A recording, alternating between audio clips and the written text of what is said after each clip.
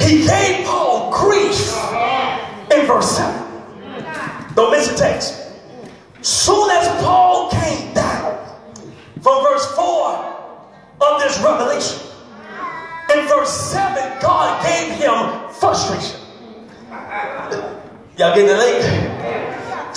Let me break it down. Paul says, to keep me from being conceited, because the glimpse was so great that God had to prove to me, like it has to prove to some of us, that you're not the only pebble on the beach.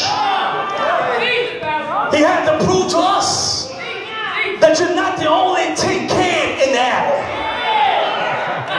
Y'all got it? He had to prove to us that you're not the only spoke on the wheel.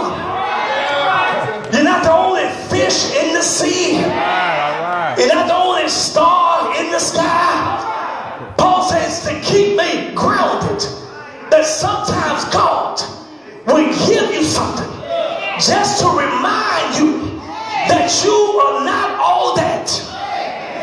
That he gives you something, that what God is doing, he's taking Paul through the process, that he would keep him balanced, because God cannot stand an out of balance believer. Remember, he said to us that he allowed it to rain on the just as well as the unjust. That you ever know people that will look down on other folk? Come on, y'all know folk. Fake big eyes. You the little you, always looking down on you because they went to school a few extra days. Come on, they living now on the west side of west side of town. I mean, they shopping in places that you can't shop. I mean, wearing name brand stuff that you can't buy.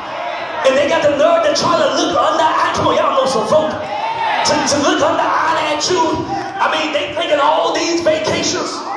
But you have to take a staycation. I mean, you can't go nowhere.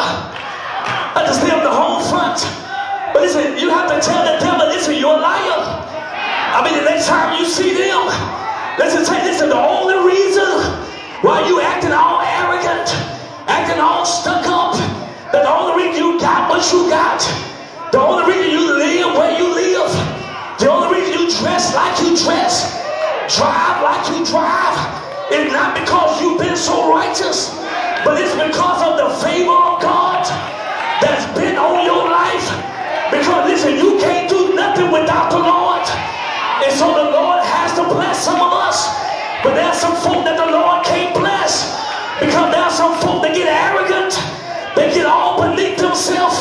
Deliver me from folk